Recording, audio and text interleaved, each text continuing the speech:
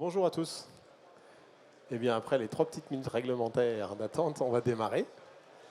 Donc, bienvenue. Donc, la conférence d'aujourd'hui, c'est sur la digitalisation des processus industriels. Donc, pour ma part, je suis Gilles Ducrest, donc chez Microsoft, en charge de l'industrie 4.0. Et je suis accompagné de Hervé Legrand et Abdelhamid Abdi, que je laisse se présenter.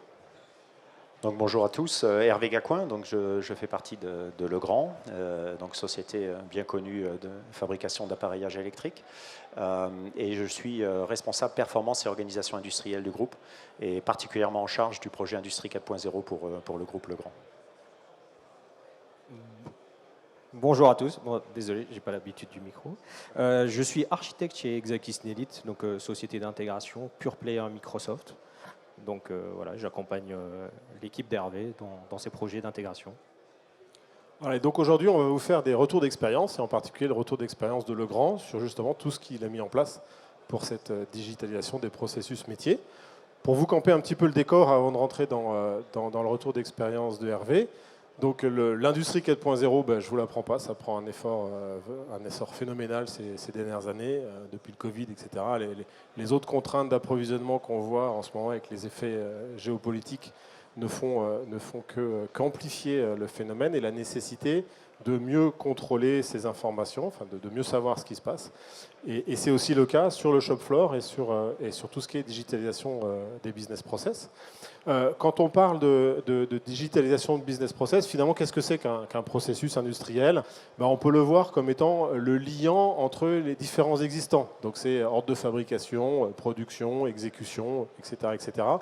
Et les entreprises ont des degrés de maturité très différents sur cette digitalisation. Certaines sont équipées du début jusqu'à la fin et énormément de choses sont automatisées. Et puis d'autres sont toujours sur la fiche carton ou papier pour être capables de suivre leur processus. Et donc tout l'enjeu, c'est de se dire finalement qu'est-ce qu'on peut apporter avec le numérique et pourquoi c'est important. Et donc, 3 grandes familles de sujets importants. Tout ce qui est irritant administratif, donc tout ce qu'on doit faire à la main pour être capable d'enregistrer un temps de présence, de calculer un temps de fonctionnement, etc., une cadence. Ça va être tout ce qui sera les contrôles qualité et le papier, donc tout ce qui est encore papier. Et donc comment est-ce qu'on peut faire pour sortir du papier et aller vers plus d'instantanéité de l'information, mais aussi et surtout historiser la donnée pour être capable de regarder dans le rétroviseur et de se dire finalement qu'est-ce qui a mal marché et comment est-ce que je pourrais faire mieux. Et puis aussi, parce qu'on commence à avoir aussi beaucoup de données, il y a des machines, il y a des alarmes, etc. Donc on peut être perdu dans le flot d'informations. Et donc un des autres axes, c'est de se dire qu'est-ce que je peux mettre en place pour aider mes opérateurs à mieux filtrer l'information et avoir accès à l'information qui va les aider dans leurs décisions. Donc il y a tout ce processus en fait d'outils d'aide à la décision que le numérique peut supporter. Alors donc, 2 règles avant de passer au tien. Typiquement, chez Nestlé, par exemple, on a mis en place des petites applications. Enfin, quelqu'un de Nestlé Wattler, une usine, a décidé de prendre en place des applications type low-code, no-code. Et en une quinzaine de petites applications sur lesquelles il met 2-3 jours à développer, il a été capable d'améliorer la productivité de son usine de 500 heures par mois. Donc c'est quand même des montants qui sont énormes. Autre exemple, et c'était l'année dernière, on avait une conférence avec Constellium, où ils ont mis en place des outils justement de pilotage de leur processus industriel, et ils ont été jusqu'à vouloir donner le pouvoir de décision au plus bas de leur organisation. Donc c'est vraiment entre les mains des opérateurs la capacité de définir le seuil d'alerte ou ce genre de choses. Et aujourd'hui, leur feedback, c'est 25% d'amélioration de temps de mise en place de leurs nouveaux produits sur les lignes. Et puis, c'est des feedbacks utilisateurs qui sont comment est-ce qu'on faisait avant. Donc aujourd'hui, l'adoption a été telle que les gens se demandent comment est-ce qu'ils peuvent faire sans. Donc c'est vraiment deux cas très intéressants pour montrer comment le pli est pris, et les impacts que ça peut avoir chez les différents industriels. Hervé, du coup, de ton côté, est-ce que tu peux peut-être présenter Legrand, l'industrie 4.0 et puis tes grands sujets prioritaires? Bien sûr. Donc, quelques mots sur Legrand déjà. Donc, Legrand, mais encore une fois, société spécialisée de l'infrastructure à la fois électrique et digitale. Une entreprise de 37 000 salariés dans 80 pays dans le monde en termes d'implantation, de fabrication et plus de 180 pays de commercialisation. un chiffre d'affaires d'environ 7 milliards d'euros, donc une société française de taille importante, et c'est une des contraintes qui nous a été infligée finalement dans la digitalisation, puisque ça génère aussi beaucoup de variabilité dans les processus, beaucoup de variabilité dans les outils industriels, 36 000 références au catalogue de produits finis, et donc énormément de sujets divers et variés, des process divers et variés. L'industrie 4.0 chez Legrand, c'est né à peu près comme tout le monde en 2017-2018, avec une volonté de laisser les sites faire. Donc on leur a proposé finalement une feuille de route avec des technologies, donc avec vraiment un axe très orienté technologie. Et du coup, 2 ans après, fin 2018, on s'est retrouvé avec 150 POC partout dans les usines, et une difficulté, comme tous les industriels, à manager finalement cette diversité. Et finalement, des retours sur investissement pas hyper flagrants, parce que pas de passage à l'échelle très souvent. Et donc, fin 2019, il m'a été demandé, quasiment à ma prise de poste, finalement, d'essayer d'organiser ce travail pour que les POC, finalement, qui avaient été les plus intéressants menés dans les différents sites de production, soient ressortis et qu'on essaie de les déployer. Donc, on a mis en place une feuille de route, on s'est engagé. L'engagement était assez sévère, hein, puisque on s'est engagé à générer au moins 10% de nos capex industriels orientés Industrie 4.0, et avec des retours sur investissement de 2 ans, donc, qui finalement paraissent un petit peu élevés par rapport à nos standards, puisque nos standards sont plutôt autour d'1 an. Mais on savait qu'on avait des prérequis à mettre en place et qui vraisemblablement généreraient au départ en tout cas des coûts plus importants en termes d'infrastructure, etc. Donc on a autorisé des ROI de 2 ans. Donc c'était assez ambitieux, et on avait à l'époque finalement pas tant d'informations que ça pour savoir quels allaient être les sujets à attaquer, puisque encore une fois, une très grande variabilité des sujets. Et donc du coup, on a axé notre roadmap sur 3 axes principaux. Un premier axe qui était lié à la digitalisation des ateliers de production, et j'y reviendrai ensuite. Un deuxième axe sur le Lean Automation, ce qui est assez classique, donc essayer de faire plus simple, plus rapide, donc en limitant très fortement les temps de mise en œuvre. Ça a été un de nos leviers en disant, voilà, une solution de Lean Automation, ça ne doit pas mettre 1 an à être installé, ça ne doit pas passer 6 mois dans un bureau d'études, il faut que ça soit très rapide. Donc on a des cas, et je ne reviendrai pas dessus ensuite, mais on a des cas très simples du type reprise sur des défauts de produits, où on a mis en place des applications qui sont mises en place en 1 semaine, qui sont utilisées 3 semaines pour une reprise, et ensuite eh bien, on revient avec le même cobot refaire une autre application. Voilà, donc on a imposé ces standards finalement de rapidité de mise en œuvre pour aller vers vraiment de la Lean Automation. Et puis un troisième sujet qui nous est paru comme très important aussi, qui était comment finalement on va bénéficier dans l'ensemble de ces POC, pilotes, mises en œuvre, dès la conception de nos produits nouveaux. Donc le troisième pilier, on l'a appelé Lean by Design, où finalement on va venir s'interroger sur la traçabilité de nos produits au moment où on les conçoit, sur la flexibilité de nos process de fabrication, voilà, prendre en compte finalement tous les sujets Industrie 4.0 à la conception. Voilà. Et donc si on revient un petit peu évidemment sur le sujet qui nous intéresse aujourd'hui, donc sur le premier axe de la feuille de route, qui était la digitalisation, on s'est d'abord posé la question de comment on allait devoir la financer. Et donc du coup, on n'a évidemment pas attaqué le sujet comme on aurait dû l'attaquer, c'est-à-dire en construisant des standards de données, en construisant, voilà, parce qu'on savait que ces éléments-là allaient être chers, lourds, et que ce n'est pas un élément qui allait nous rapporter.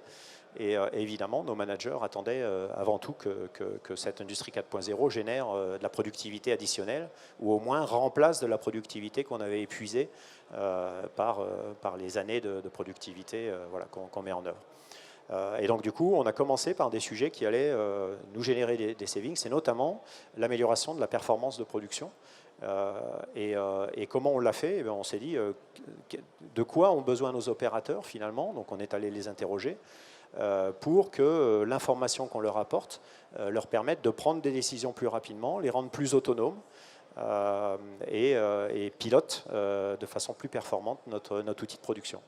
Donc du coup, ça a été vraiment notre préoccupation première, de mettre à leur disposition l'information pour piloter les outils de production, donc des en down-screen avec la performance heure par heure. Donc en reprenant nos standards papier, hein, puisque chez Legrand, on fait du lean manufacturing qu'on appelle le Grand Way depuis des années. mais beaucoup étaient papier, comme le disait Gilles, et donc du coup on avait besoin de digitaliser tout ça, mais dans le sens de l'amélioration de la performance. Voilà, donc on a mis en place des systèmes de suivi de performance temps réel, on a mis en place des systèmes qui nous permettent de digitaliser l'information que les opérateurs mettaient précédemment sur les cahiers machines et qui servaient finalement pas à grand monde parce que personne n'allait relire les cahiers machines sauf problème particulier, mais pour aller chercher l'information. Et donc du coup on a vraiment cherché à s'appliquer à mettre à disposition les informations à la fois pour les opérateurs et pour les managers pour prendre les bonnes décisions. Voilà, ça a été notre premier axe. Ouais. Avant peut-être de rentrer dans un des projets prioritaires très concrets, Abdelhamid, côté Exakis, donc comment vous appréhendez, alors déjà qui est Exakis et comment est-ce que vous appréhendez l'accompagnement des clients comme Legrand sur ces sujets? Alors Exakis, c'est une société d'intégration, donc je disais tout à l'heure Pure Player Microsoft. On intervient sur l'infrastructure, la data, la digitalisation des process de manière générale. On part des développements d'applications et on fait partie d'un groupe Magellan, donc groupe qui fait du conseil. Et donc à ce titre, on accompagne Legrand sur plusieurs thématiques. Et donc il s'est dégagé une problématique pour l'équipe d'Hervé qui était en fait la création d'un modèle de données harmonisé pour essayer de concilier les différents types de données qu'on avait générés dans ces processus. On a, comme Hervé a rappelé, des processus similaires qui s'exécutent sur différents sites, différents pays. Donc un des enjeux, c'est de réussir à créer une vision globale, harmonisée, pour ne serait-ce que faire de la BI et de créer de la performance. Donc en termes de démarche, on nous a demandé, et on le fait depuis quelques années, une approche assez pragmatique, c'est-à-dire on est très proche du terrain. On va commencer toujours une prestation d'accompagnement par des interviews des dirigeants, des exécutifs et des agents locaux qui connaissent bien leur processus et qui vont nous remonter leurs besoins. Et ensuite, on va avoir une démarche assez formelle, mais itérative, incrémentale. On va définir des scopes, des périmètres. On a décidé de se focaliser sur certains processus à fort ROI. On a créé une formalisation, on a conçu les KPI, ou en tout cas on se les est appropriés pour créer un modèle commun, puisque l'enjeu, c'est de permettre à l'échelle de Legrand d'avoir des KPI harmonisés tout en gardant la spécificité des processus locaux. Donc c'est ça l'enjeu d'une harmonisation d'un data model. Et pour le faire, on a décidé de créer un prototype en parallèle de cette prestation pour valider l'ensemble des concepts. Donc je dirais qu'en termes de démarche, on a voulu être à la fois sur un plan introspection, conseil, mais aussi en termes d'implémentation. Donc, et tout ça pour aboutir finalement à une vision long terme sur le plan financier et sur le plan technologique, puisque l'enjeu pour nous, c'est de créer des infrastructures industrielles pour préparer l'intégration de la donnée à une échelle industrielle, donc à l'échelle de Legrand. Donc voilà, en synthèse, en termes de démarche. Ouais. Non, mais écoute, merci. Donc Hervé, tu disais une démarche d'abord très financière et très utilisateur. Et parce que là, on est aux clés de l'efficacité industrielle. Et Abdelhamid disait une démarche en fait très agile en termes de technologie et de proximité justement avec ses utilisateurs. Est-ce qu'il y a quelques sujets prioritaires très concrets sur lesquels vous êtes en train de travailler? Donc au-delà du data model qui, encore une fois, devrait être la base pour être capable de construire. Mais le data model, ça n'a aucun intérêt pour toi. Qu'est-ce que en fait tu en attends et comment tu vois ces projets? Alors effectivement, un data model, comme je disais tout à l'heure, ça ne rapporte rien, si ce n'est qu'effectivement on doit en tirer des bénéfices. Alors comment on a cherché à en tirer des bénéfices, c'est que finalement, effectivement, on a sélectionné, donc c'est la démarche qu'on veut entamer l'année prochaine, on a sélectionné finalement des POC très concrets sur les enjeux importants du groupe. Le groupe Legrand, 900 presses à injecter dans de nombreux ateliers d'injection dans le monde. Évidemment, il y a un enjeu colossal à améliorer notre process d'injection. Et donc, du coup, on a déterminé que ce process en particulier, pour l'aspect qualité, serait un des pilotes du data model. Donc, comment, finalement, avec, je ne sais pas, peut-être une vingtaine de marques différentes de presses à injecter, qui ont chacun leur système expert, auquel on ne veut surtout pas se raccrocher, parce qu'à chaque cycle d'injection, on sort 300 mesures. dont on ne sait absolument pas quoi faire. Donc voilà, sélectionner les paramètres importants que connaissent nos experts, donc le dialogue entre les experts métiers et les experts data pour arriver à finalement bien comprendre quels sont les paramètres dont on a besoin. Et puis, de ces paramètres, déterminer les KPI importants de pilotage de l'atelier qui vont être visualisés finalement sur les interfaces ateliers. Voilà. Donc, c'est vraiment ce type de projet. Donc, on a sélectionné un projet pure performance injection.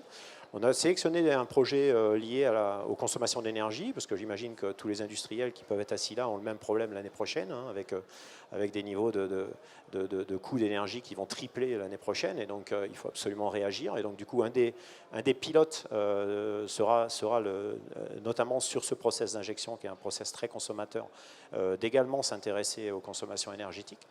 Mais on a aussi sélectionné des process de supply chain, hein, parce qu'on a aussi du mal aujourd'hui à livrer certains de nos clients, et donc du coup on doit s'interroger sur ces processus-là et comment mieux piloter notre supply chain. Donc quels sont les KPI principaux qu'on va devoir aller chercher.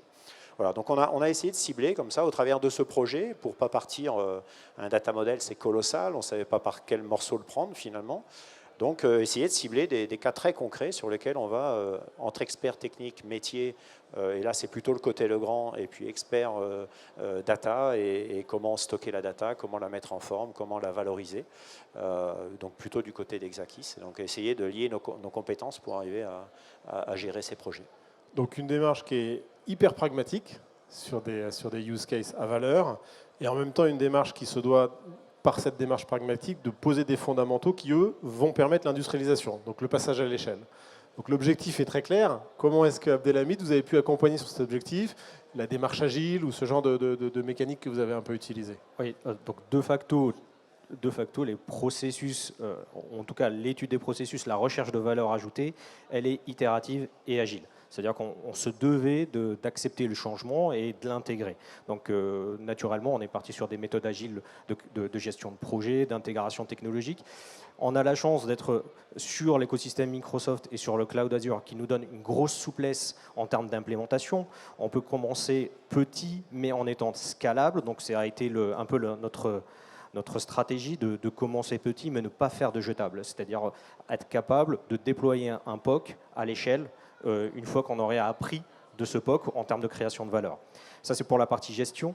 Pour la partie accompagnement, on a observé qu'il y avait une multitude d'acteurs à interviewer, avec qui travailler, que ce soit sur le plan métier ou sur le plan du système d'information.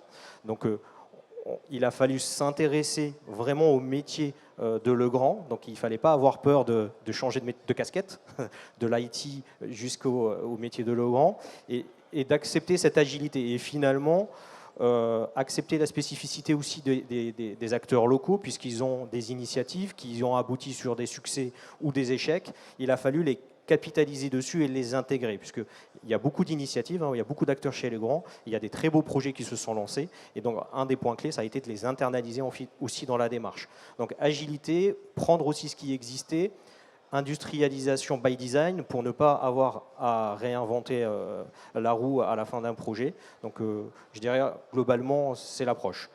Si je peux me permettre d'ajouter un petit mot, je crois que votre point fort a été aussi de prendre en compte nos partenaires existants. Parce qu'en fait, on avait aussi un écosystème. On a décidé tout au début de notre feuille de route, par exemple, de mettre en place notre propre MES développé avec un SCADA Ignition. Et donc, du coup, à partir de là, et on avait un partenaire pour nous aider à développer. Donc, on ne voulait pas remettre en cause ces choix-là. Donc, on a demandé aussi à Exakis d'être agile avec nos solutions. Un autre exemple, on travaille avec d'autres partenaires. Je vais faire un peu de publicité, mais avec BrainCube, par exemple. Et on voulait aussi ne pas recréer des choses qui ne nous serviraient pas. Donc, pouvoir donner accès à BrainCube à nos clouds à nous, plutôt que d'aller transporter de la donnée chez eux. Voilà, donc essayer de s'inscrire finalement dans cet écosystème qu'on s'était créé, sans tout reconstruire. Donc ça a été une de vos parties, c'est-à-dire d'être très agile sur ces sujets-là et de ne pas casser finalement ce qu'on avait pu entamer. Non, on a de la chance de vous accompagner sur la partie infrastructure, donc on connaît votre écosystème. Et évidemment, c'est un travail tripartite avec la DSI qui a déjà des initiatives technologiques de plateforme. Et donc l'objectif, c'est vraiment de s'intégrer dans ces différents flux d'initiatives, que ce soit métier et technologique, en effet.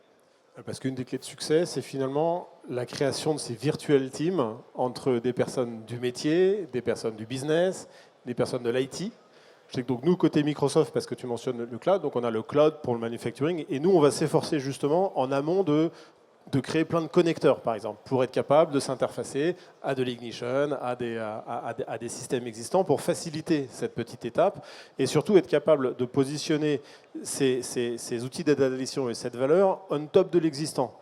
Pas être amené à réinventer les outils industriels existants. Oui, et en respectant les standards qu'on s'était donnés, on s'était par exemple donné l'obligation d'avoir une seule interface sur une machine, c'est-à-dire que l'opérateur ne devait pas avoir affaire devant lui à 10 écrans. Et donc du coup, sur cette interface MES ou pied-machine, d'avoir l'ensemble des informations, donc à la fois les informations qui reviennent d'outils d'analyse du type BrainCube par exemple, mais aussi des écrans qui sont liés au pilotage pur de la machine. Donc on a vraiment essayé de cibler, on s'est fait des idées au départ en disant voilà, ça sera notre fil conducteur, et on a essayé de s'encadrer de gens qui étaient capables de respecter finalement ces fils conducteurs. Ouais, très bien. Si on parle un peu des opérateurs, donc comment est-ce que concrètement vous les impliquez dans le processus? C'est quoi les gouvernances qui sont mises en place pour que les projets aillent vers le succès? Comment est-ce qu'un peu c'est orchestré tout ça? Alors c'est évidemment des gouvernances partagées. On essaye de très régulièrement se parler. On va évidemment, nous, le grand, servir d'interface vers le field, vers le terrain, pour bien remonter les informations nécessaires à mettre en œuvre et être au plus près des acteurs, les impliquer, les former aussi, puisque c'est pour beaucoup de nos opérateurs des choses nouvelles. On a, dans un autre domaine, par exemple, on est en train d'implémenter la réalité augmentée. C'est pas évident de faire mettre une paire d'HoloLens à un opérateur. Et finalement, on s'aperçoit très vite qu'à partir du moment où on l'a formé avec un outil simple, dédié, ils sont très adaptables. Tout le monde a son smartphone à la main en permanence. Et donc, nos opérateurs sont comme vous et nous et savent très bien utiliser ces systèmes. Et donc, du coup, c'est simplement les former, ne pas les laisser seuls face aux outils. Du coup, voilà, en termes de gouvernance, très régulièrement parler, réajuster nos dispositifs, comprendre nos problématiques, parce que la mise en œuvre n'est pas un long fleuve tranquille quand on a autant de diversité, et donc comprendre nos enjeux au fur et à mesure et réagir. Donc on a des comités de pilotage mensuels sur lesquels on échange, et puis des réunions beaucoup plus régulières sur le terrain pour essayer de mettre en œuvre les sujets. Tu veux rajouter un mot sur la gouvernance? Oui, la gouvernance, on a essayé aussi de faire attention à prendre en compte les spécificités locales, ne pas les ignorer. Je pense que c'est un point important parce que tout système, tout processus qui s'exécute localement a une raison d'être, et de ne pas le prendre un peu de haut par une approche trop globale qui ignorait ses spécificités. Donc il faut vraiment créer une proximité finalement humaine, terrain, et aller interviewer les gens, s'intéresser à leur métier. Donc je pense que c'est la base de notre démarche, c'est vraiment de créer un lien humain et autour du métier. Ouais. Et ça a été un vrai enjeu parce que l'idée c'était aussi, parce que la seule scalabilité possible c'est la standardisation, donc on a compris ça assez vite, c'est-à-dire dès qu'on sort des standards c'est extrêmement compliqué à implémenter, et donc du coup on a essayé vraiment de travailler le standard au maximum, mais tout en prenant en compte les besoins locaux. Donc, si je prends l'exemple du MES, par exemple, on a essayé de déployer des modules, finalement, de créer des modules extrêmement standards, d'affichage, par exemple. Le suivi heure par heure dans tous les ateliers de production de Legrand aura le même format. Donc, on est déjà déployé sur une vingtaine de sites, et sur les 20 sites, quand vous rentrez dans l'atelier, sur chacune des machines, il y a un end-on screen, et l'end-on screen, il est pareil partout, avec plusieurs niveaux de suivi de performance, un niveau 1 heure par heure, un niveau 2 un cumul de machines sur un atelier, enfin voilà, etc. Donc on a essayé de mettre en place des standards, mais du coup ces standards ça oblige à de la customisation, et donc du coup c'est cette agilité finalement entre le standard et le déploiement qui est quelque chose d'un peu touchy à mettre en œuvre. Ce qu'on voit beaucoup, c'est la discipline au cœur, avoir quelque chose de très structuré au cœur, et puis d'agilité en périphérie, justement, avec des petits applicatifs ou mécanismes qui permettent la customisation locale, voire hyper locale à chaque opérateur. Et chercher l'adoption aussi, je pense, l'adhésion et l'adoption à travers des démarches de conduite de changement, ou ne serait-ce qu'en ayant des applicatifs visuellement attractifs, avec une réelle histoire autour de la donnée. Donc c'est pour ça que le POC est très important dans ces démarches-là, parce que ça sert d'outil de communication, d'adoption, de vulgarisation aussi d'un certain nombre de concepts quand on fait de la standardisation. Il faut expliquer, et il n'y a rien de mieux qu'un visuel bien fait qui raconte des histoires pour le faire. Absolument. Et vous avez des compétences assez claires sur la partie UX finalement, où on a eu effectivement besoin de prendre en compte, finalement c'est presque nous qui nous sommes adaptés, c'est-à-dire prendre en compte les besoins pour les designer tels que les gens les voulaient finalement. Donc on voit que ça demande de l'implication. Comment Hervé, tous ces sujets sont traités de ton côté? Est-ce que le comité de direction de Legrand est intéressé à la démarche? Est-ce que tu es obligé de rendre des comptes par rapport aux différentes initiatives que tu as? Quel rôle il joue? Non, pas du tout. Oui, bien sûr. Je suis positionné dans le groupe de telle sorte que j'ai accès assez facilement finalement à l'ensemble de nos dirigeants. Alors, je vais citer un exemple un peu dérivé, c'est l'exemple de la réalité augmentée, mais le jour où les gens sont venus présenter la réalité augmentée sur le site de Limoges, au siège, au travers d'un projet qu'on était en train de mener de transfert de production d'un site strasbourgeois vers un site de Limoges, qui a complètement été fait avec un accompagnement réalité augmentée. Et du coup, on a réussi dans la même journée avec la chef de projet à mettre les lunettes sur la tête à la fois de Benoît Coquart, qui est notre DG, mais de Franck Lemery, notre CFO, enfin voilà, pour que ces gens-là finalement comprennent ce que la technologie pouvait apporter. Quand je dis qu'on leur a mis sur la tête, c'est même pire que ça. C'est-à-dire qu'on a monté un scénario avec eux dans une salle de réunion, en leur faisant ouvrir une fenêtre, fermer une porte, mettre le masque. À l'époque, c'était Covid. Et donc, du coup, ils ont découvert à quel point cette technologie était simple d'utilisation. Et du coup, parce qu'évidemment, on ne peut rien faire sans l'adhésion des principaux acteurs du groupe, que sont les managers du groupe. Et donc, oui, on a accès à eux, on les rencontre plusieurs fois par an pour leur faire un état d'avancement de la feuille de route Industrie 4.0. C'est quelques millions d'euros d'investissement par an, hein, donc c'est très significatif et c'est un vrai axe de productivité. Le groupe Legrand a des standards assez élevés de productivité VA et matériaux, et donc voilà, on s'engage à générer entre 3,5 et 4,5% de productivité tous les ans. Eh bien, il y a un moment, il faut qu'on ait des relais finalement pour assurer ces productivités-là. Et l'industrie 4.0 est vraiment compris maintenant par les acteurs du groupe comme étant un vrai outil pour générer ces bénéfices. Oui, merci. Le cas d'usage que tu mentionnais avec les HoloLens, c'est en fait de la formation pour les opérateurs. Donc typiquement, en transfert de site, c'est clé d'arriver à expliquer aux opérateurs sur le nouveau site quels sont les gestes qu'ils doivent faire avec les équipements qui vont leur être transférés. Donc ça, c'est un gros succès. Et là, on a un très très bon partenaire aussi que je vais citer, parce que c'est important, ça peut vous aider, qui est Spectral TMS, avec qui on travaille sur la partie réalité augmentée, et qui est vraiment... Qui nous aide beaucoup à la mise en œuvre et qui surtout développe son application pour nous aider sur ces sujets.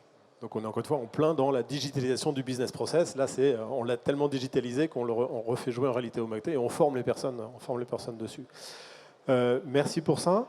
Quelles seraient tes recommandations et puis aussi les perspectives vers lesquelles tu as envie d'aller avec tout ce que finalement on a sous la main?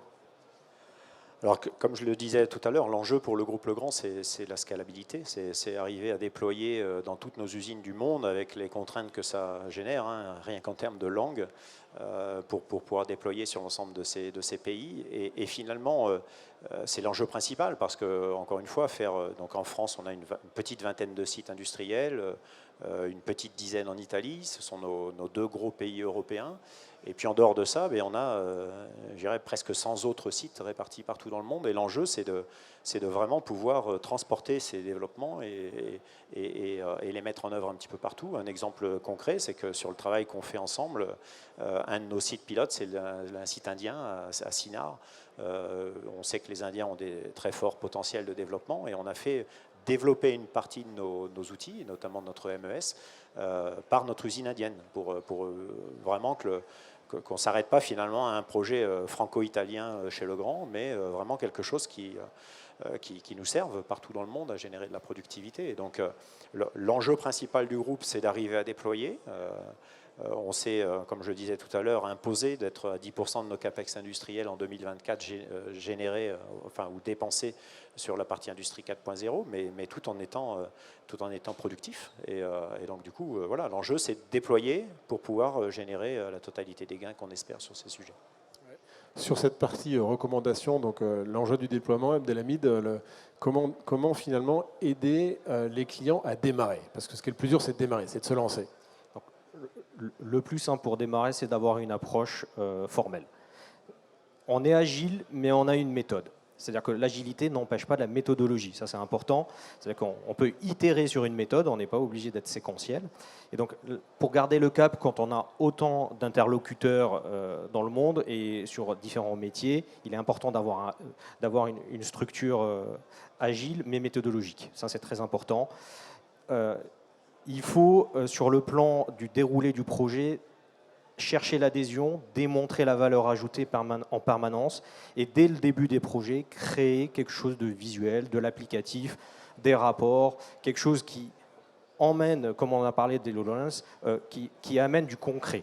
Ça va permettre dans les ateliers en fait, d'échanger de manière beaucoup plus concrète et sortir de l'aspect théorique et de ramener toujours au concret, à la valeur ajoutée sur le projet. Et enfin, le dernier pilier, sur la technologie, il faut s'entourer d'experts qui ont une vision scalable, parce qu'encore une fois, des investissements sur un prototype de X euros ne peuvent pas être remis en cause pour la suite du projet. Donc il faut vraiment travailler sur l'architecture scalable de la plateforme du client. Merci. Hervé, si maintenant on se projette dans les perspectives, donc qu'est-ce que tu attends sur l'année prochaine, 2 ans, 3 ans? En particulier, les outils technologiques que tu as à la main, maintenant en particulier l'IA, est-ce que tu envisages d'en faire quelque chose?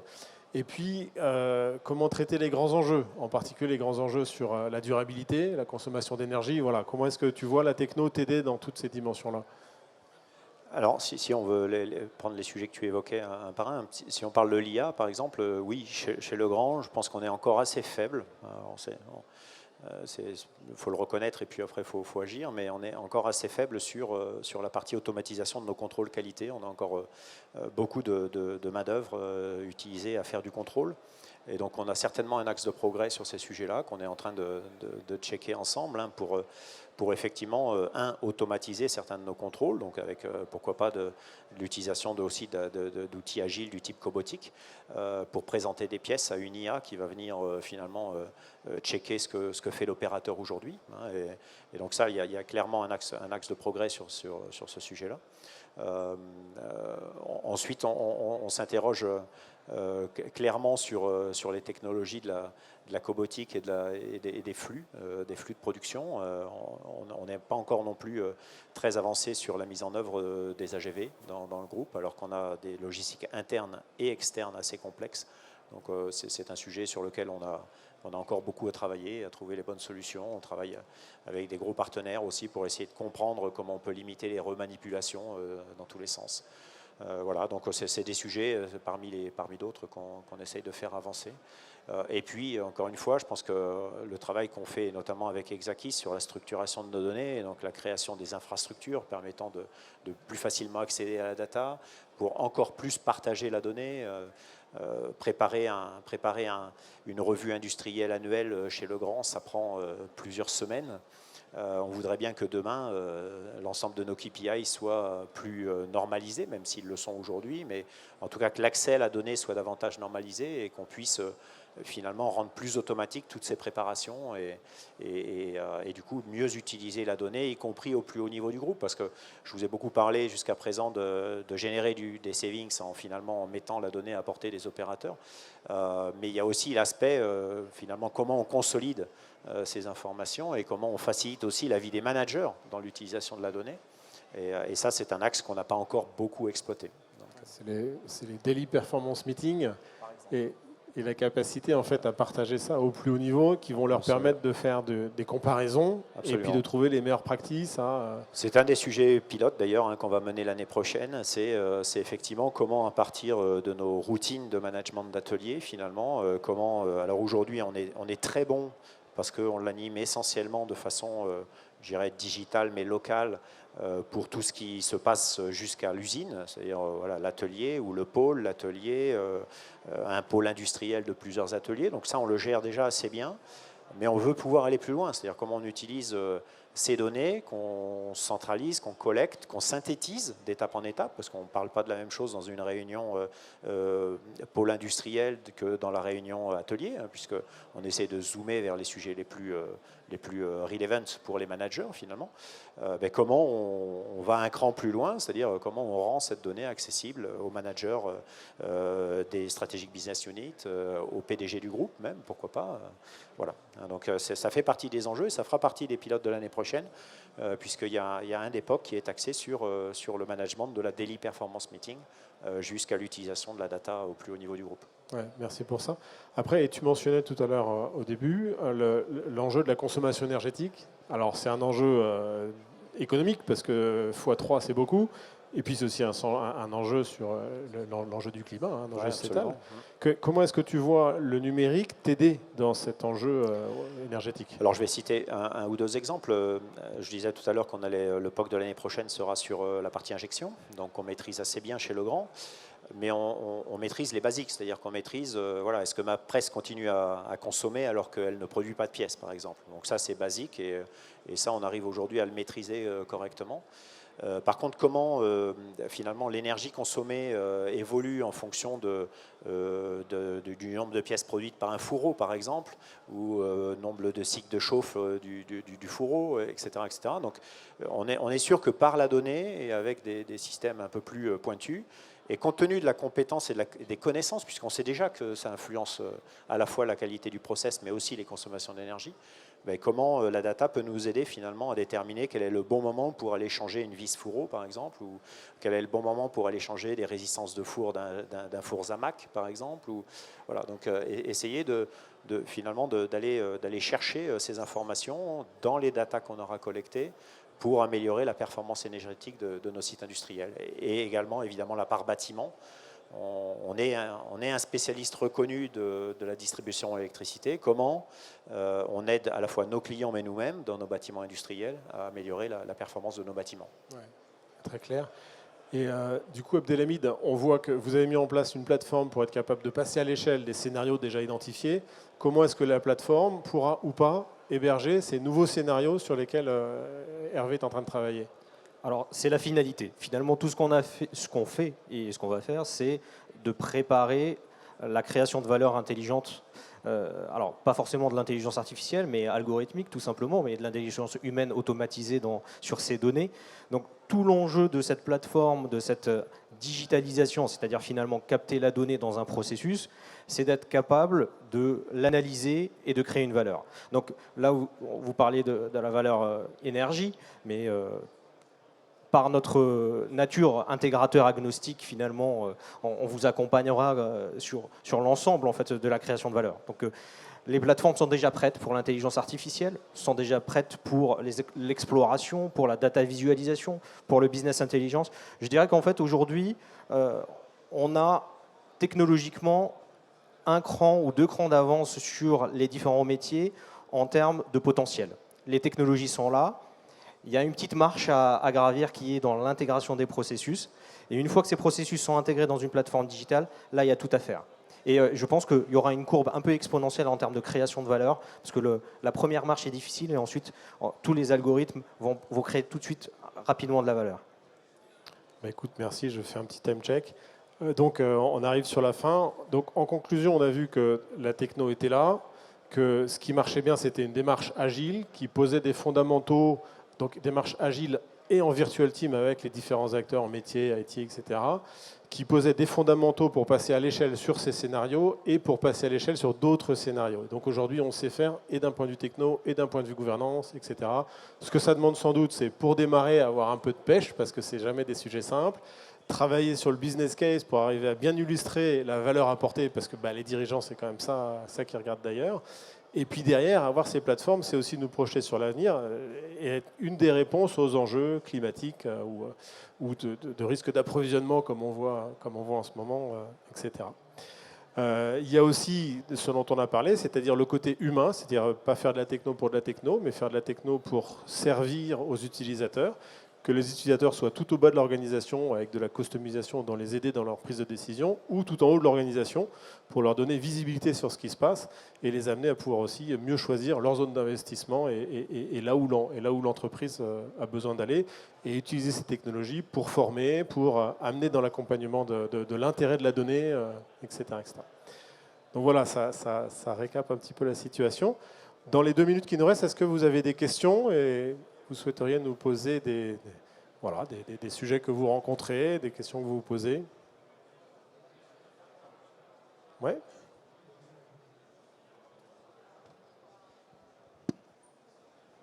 Bonjour.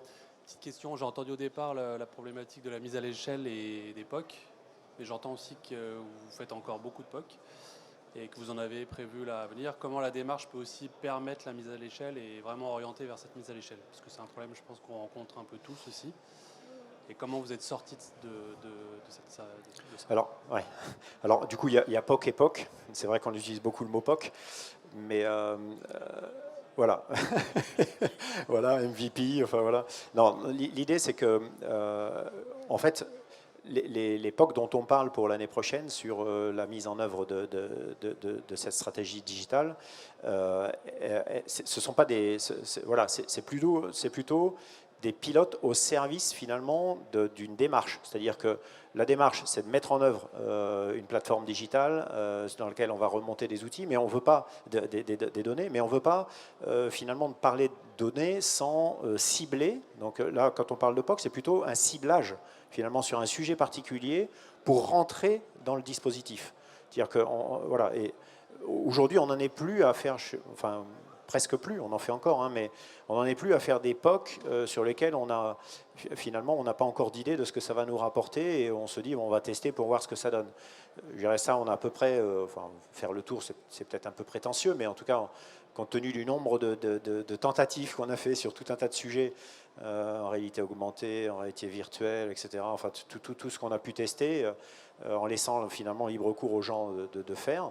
On n'en est plus tout à fait là, c'est-à-dire qu'aujourd'hui, c'est plutôt des initiatives au service d'une stratégie identifiée. Voilà. Et donc, du coup, par contre, pour ne pas commencer trop gros et puis se perdre, c'est les cibler sur des cas d'usage particuliers qu'on appelle POC, mais qui sont plutôt des cas d'usage au service d'une technologie. Quand on parle de POC, ouais, c'est une vision métier, donc c'est plutôt un MVP. On n'est plus à démontrer la pertinence d'une technologie. Voilà. Donc on est vraiment sur des plateformes déjà éprouvées. L'objectif, c'est juste se concentrer sur la valeur métier. Donc peut-être parler de MVP plutôt que de POC, ça serait moins... Oui, tout à fait. Nous, c'est le terme MVP qu'on utilise maintenant, donc c'est pilote. Et je confirme sur les autres clients avec lesquels on travaille, le test technologique, on n'est plus sur cette question-là. Et en fait, ça fait déjà depuis 18 mois où c'est plus une question de technologie. Maintenant, la question, c'est quel est le cas d'usage et on va jusqu'au bout. Et on va jusqu'au bout du cas d'usage. Et ensuite, la question, c'est une fois qu'il y a un cas d'usage déployé sur une usine, comment on le déploie sur d'autres usines? Et bien sûr, les usines sont hétérogènes. Mais dans la construction et avec les connecteurs, etc., on a la capacité d'aller s'adapter sur l'hétérogénéité qu'on rencontre à chaque fois. Et malgré tout, un complément d'information, c'est que dans notre pilotage Industrie 4.0 dans le groupe, finalement, on a aussi pris en compte ce sujet. C'est-à-dire qu'on a ce qu'on appelle des product owners qui sont finalement responsables de déployer les standards sur chacun des piliers. Mais on a aussi finalement un pilotage qui plutôt est à l'écoute du terrain sur quels sont les nouveaux sujets qu'il faudrait introduire, comment les maturer et finalement à quel moment on les introduit dans la roadmap globale de déploiement. Ça a été le cas par exemple de la réalité augmentée. La réalité augmentée, on a commencé par des POC dans des sites. On a commencé sur Antibes par exemple, où on a mené des pilotes et quand on s'est aperçu que c'était intéressant, on a fait de la publicité des réussites qu'on avait fait. On a introduit cette technologie dans la feuille de route de déploiement pour le groupe avec un responsable de déploiement, avec des relais pour former, avec un groupe SharePoint où les gens peuvent venir poser des questions. Enfin voilà, on a ensuite animé, mais on a vraiment 2 phases de pilotage dans le projet, une phase dédiée au déploiement, des solutions standards du groupe qu'on a finalement standardisées, et puis une phase prospective en fait où on va encore chercher si toutefois il y a encore une technologie qu'on n'aurait pas vue et qui serait intéressante. Merci. Une autre question? Non. Très bien. Écoutez, on arrive au bout. Si, il y avait une, pardon. Ouais.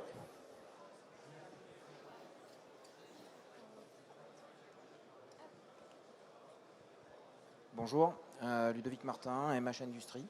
Je me pose une question dans votre intervention. Vous n'avez pas parlé des interconnexions avec les ERP qui sont les colonnes vertébrales de nos industries, qui génèrent également, enfin, qui ont beaucoup de data embarquées. Moi, j'aimerais savoir un petit peu comment, au moment du développement et de l'intégration, justement, vous avez géré ça et à quel niveau étaient les difficultés. Donc nous, clairement, au niveau de la plateforme, on a des connecteurs qui permettent de s'interfacer différents ERP. Et puis, on a des automates qu'on peut créer pour aller récupérer les informations dans ces différentes bases. Mais peut-être, Abdelhamid, vas-y. Alors, je vais juste faire une petite introduction sur le sujet, et puis après, je laisserai la parole à Abdelhamid, parce qu'effectivement, c'est lui la tête pensante sur ces sujets-là. Mais c'est un vrai problème chez Legrand. Je pense que chez Legrand, on doit avoir à peu près tous les ERP de la Terre. C'est-à-dire comme on travaille tous les ans, on fait finalement... On fait de la croissance axée à la fois sur du rachat et de la croissance interne. Du coup, ça a généré une diversité de RP colossale dans le groupe. On a aujourd'hui un plan où on essaye de standardiser, mais on a de la diversité. Donc ça a été un vrai souci de comment finalement aller chercher la donnée dans nos données sources, finalement, et notamment dans les ERP. Technologiquement, donc, sur la base de connecteurs et la base de plateforme, cloud, on est capable aujourd'hui de s'interconnecter. Donc l'enjeu, je dirais qu'il n'est pas technologique au sens est-ce qu'on va réussir à capter de la donnée ou à pousser de la donnée vers l'ERP. L'enjeu va être sur le processus. Suis-je capable d'harmoniser l'ERP Italie, l'ERP Inde et l'ERP France du point de vue fonctionnel? Est-ce que je peux les aligner? Si j'arrive à les aligner sur le plan fonctionnel, à ce moment-là, le sujet technique va suivre naturellement parce que des plateformes scalables ont été mises en place. Donc, je dirais, encore une fois, l'enjeu technologique de se connecter à tel ou tel système, il est assez faible en fait. C'est vraiment l'enjeu processus qu'il faut regarder. Et parmi les automates dont je parlais justement, il y a cette capacité à aller récupérer l'information telle qu'elle est et ensuite de la transformer pour atterrir dans les bons data models qui, eux, sont le moyen de standardiser et d'homogénéiser l'information au niveau du groupe. Donc c'est vraiment à ces connecteurs et à cette transformation de faire le travail d'homogénéiser l'information. Très bien. Écoutez, merci à tous. Très bonne fin de salon. Au revoir.